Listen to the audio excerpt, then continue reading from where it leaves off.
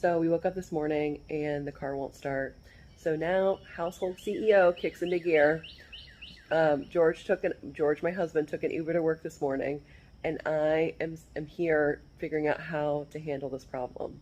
So the first thing I did was call our car's manufacturer to make sure that I understood the warranty that the car is under, and then I called our insurance, and I've scheduled roadside assistance to come and try and shoot with me.